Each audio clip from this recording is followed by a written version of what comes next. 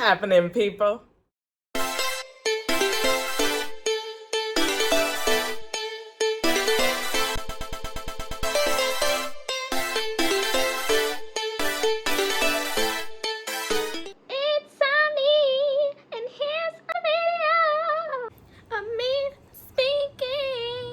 Right now, we are living in historical and influential times, and we're constantly seeing new headlines that we absolutely cannot ignore. Crime has increased nationwide, but not just any type of crime, violent crime. Now, there are many factors contributing to this. You have inflation, lack of services available because of the pandemic, and then there's been the social disturbance since the death of George Floyd. We are aware of all these factors, but what we aren't aware of is how we can prevent violent crime in the first place. Those of you who are very sensitive to these topics and don't usually speak about them, you may click out of this video and it's absolutely all right. I give anyone the free will to fact check me in the comments or teach me something that I might not already know, because I am still learning. We want to make our community as inclusive as possible. And if you don't know what that means, it means nobody gets left behind. In most cases, people consider an act a crime when the person committing it intended to do something that is wrong, meaning that they were in their right mind when they did it. The term is considered as mens rea, which in Latin means guilty mind.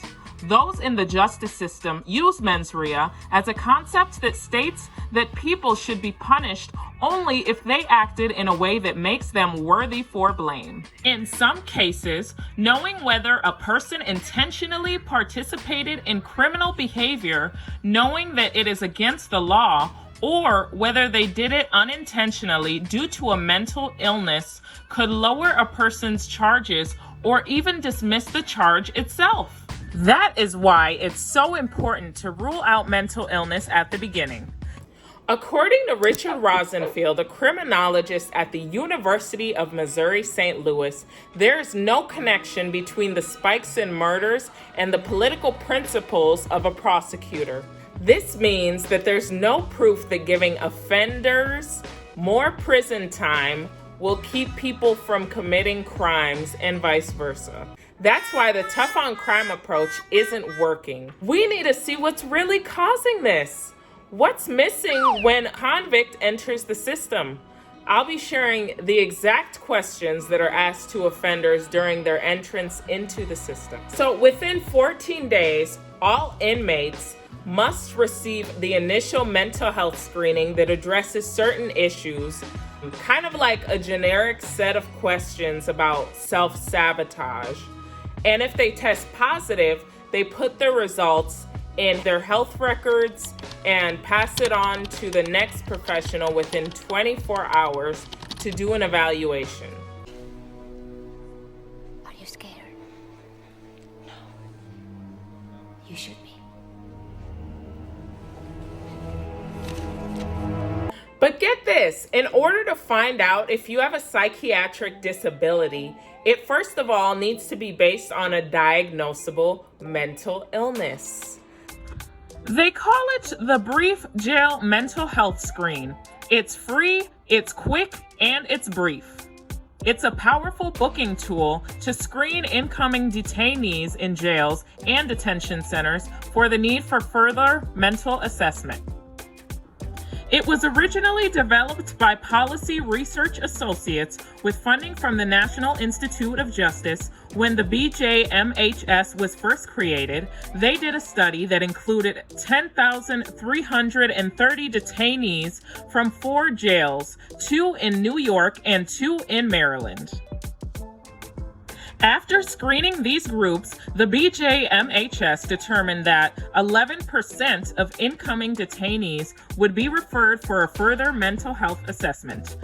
The SCID evaluation measured whether the BJMHS correctly identified the detainees who should be referred for further mental health assessment.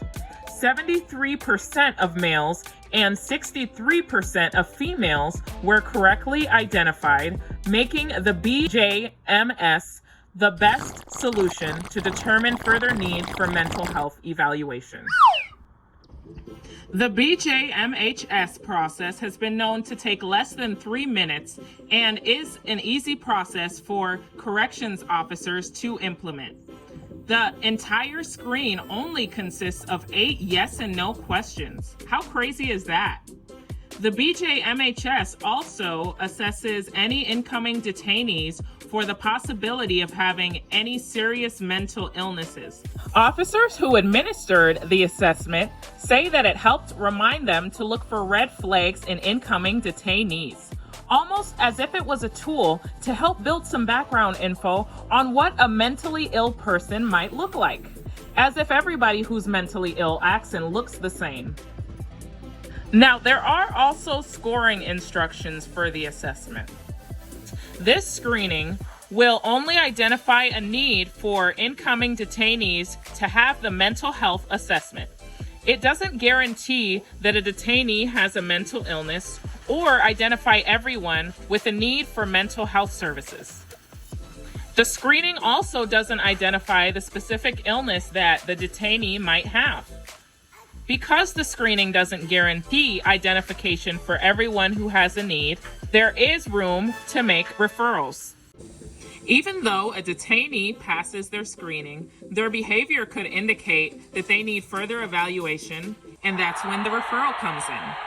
However, if they don't have any indication that there's something wrong with their behavior, they could just slide through the cracks. The Policy Research Associates also stated that the BJMHS does not measure symptoms of anxiety in women that are associated with post-traumatic stress disorder. Well, what happens if they can't diagnose you? Since the screening isn't as accurate in identifying mental illness in women as it is in identifying men, special attention is paid to women who exhibit behavior that may indicate the need for further mental health referrals. So pretty much, instead of allowing the person to have the free will to share their experiences so they can find a correlation to mental illness, they pretty much set it up as an interview. The great thing about us humans is that we're good at masking our emotions and altering our experiences to fit the norm of society. You could pretty much say anything to get in the clear. How do you feel about drugs? What? They're horrible. Ugh. They're disgusting. Ma'am, you're released. Within 14 days of admission, we move on to the mental health evaluation required by the National Commission on Correctional Health Care. It's an assessment of current mental status and condition by a mental health worker, which inquires the following items.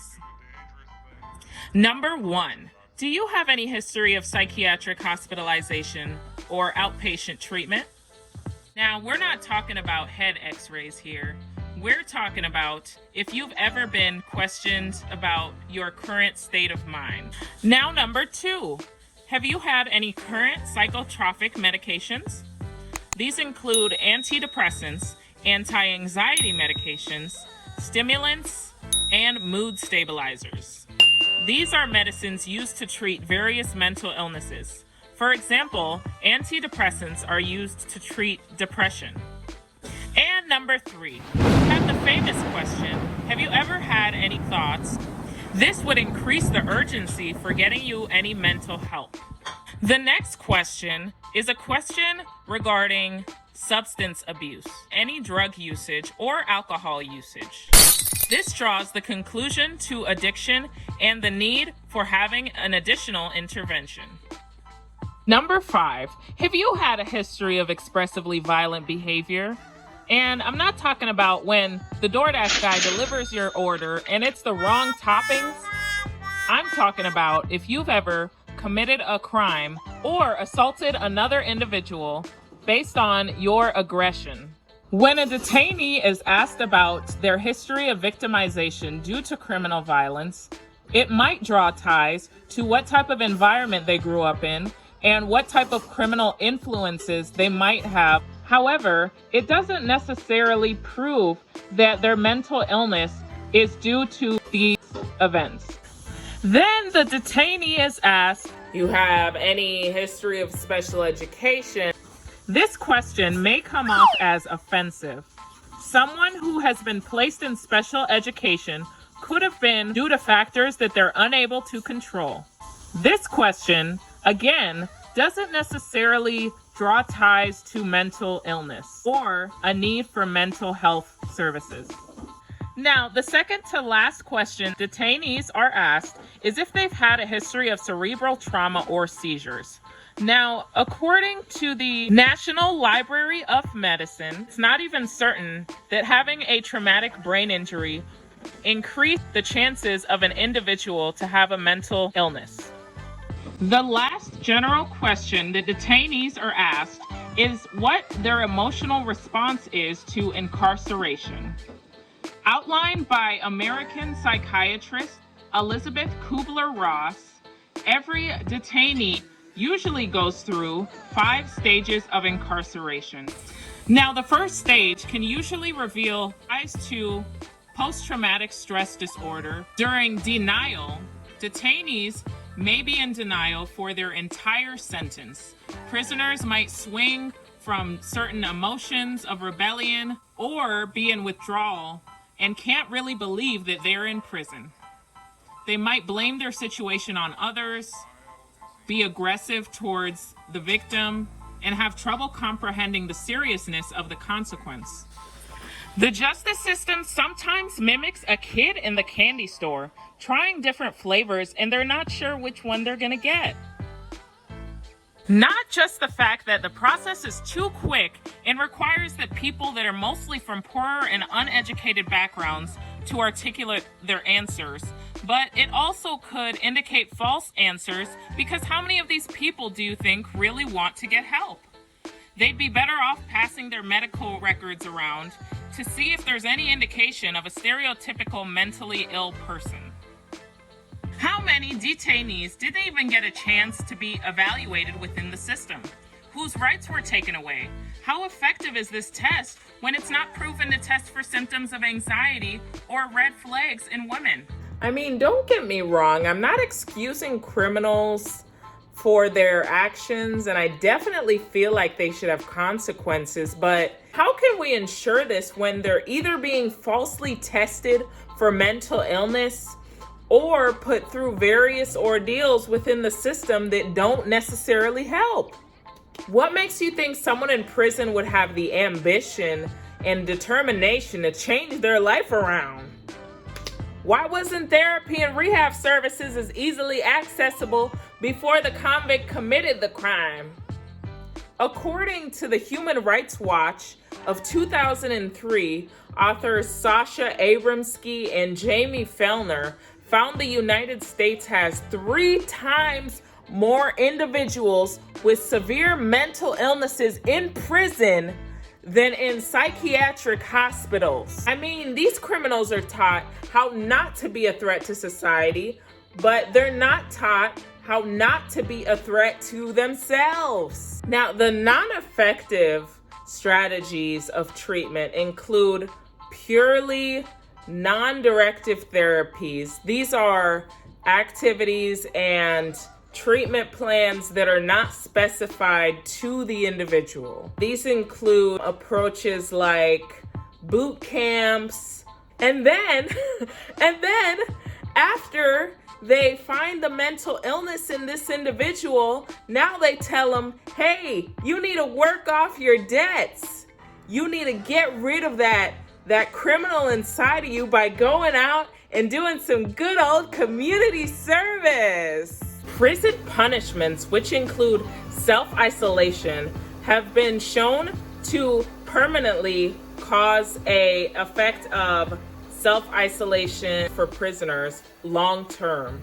The sad part is that most inmates with mental illness still wait for decent care. In 2007, A man named Rasho and 12,000 other inmates with mental illnesses sued the Illinois Department of Corrections, alleging that the agency punishes inmates instead of properly treating them. In 2016, the state decided to revamp the health care of this Illinois facility and give them better treatment. However, things weren't so sweet quite yet, because this type of change would be costly. They weren't able to get the resources they needed in order to revamp this prison. Now, when you have a system that's high on punishment and low on treatment, it causes even more triggers in the individuals that are living within that system. We need to make this process similar to that of someone who is seeking a psychiatrist for the first time and sharing their own personal experiences. These facilities need to include more behavioral therapies, more community activities that actually allow prisoners to be useful members of society, but with a focus on their will to have good mental health and good decision making, rather than using fear to instill in them so that they don't commit the crimes again. When a person is overfilled with fear, they have this type of fight or flight ideal about life. They have high triggers, and it's easier for them to overthink things and react based on emotion rather than on soul thought. You could be giving someone consequences when what they really need is treatment. I mean, in prison, if you put somebody in solitary confinement enough times, they're gonna learn how to not be around people, how to live life without people. If you take somebody's meals away, they're gonna learn how to starve themselves. They will not eat more often. If you take somebody's privileges away, like taking a shower or brushing their teeth, they're going to learn how to self-sabotage and not take care of themselves properly. And they're going to instill those same beliefs in other people. These acts are not creating good members of society. These activities within prison that are supposed to be corrective are actually doing damage to these people and not helping. In other words, people with mental health issues or psychiatric disabilities should not be in prison. They should be in either psychiatric hospitals or places that can really provide them with the services that they need.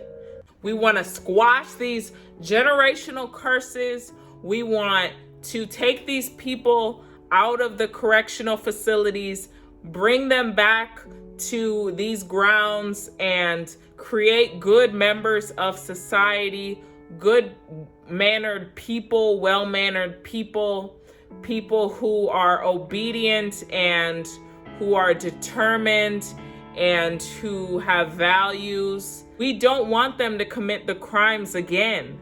I mean, facilities might want that because that's what pays the facilities, but we as people do not want criminals or people with mental disabilities that aren't getting help living amongst us and acting like everything is okay. It's scary. If you keep a rat in a cage all their life and you never let them out, never have them look in the mirror, never let them interact with other rats who can identify who they are or what their personality is, how will they build their identity? How will they come to the realization that they're not okay instead of trying to mask it? If the first step to recovery is admitting you're not okay and accepting treatment, how will they get effective treatment if they think they're okay? The questions are kind of scary and inhumane. Having someone tell their story in whatever perspective they believe it to be true is way more effective. Robert Morgan, a psychology professor, partook in a pilot study. The 6-month program had 155 hours of group and individual therapy sessions where clinicians taught participants about healthy ways of dealing with anger and fear. It also included how they can interpret different situations and other skills that could help them. They found that these practices decreased reactive criminal thinking. I mean, when you think about it, if there was so many resources in life, then these people wouldn't be in prisons. Maybe, but we'll get to that in another video. I did not express any particular opinion or side in this. I will say, if you learn anything new from this video, please hit that like button and subscribe if you want to see more. Or if you think that the video was one-sided or you think it could have been better, please put something in the comments for me to read so that I can make my videos better. It really helps me.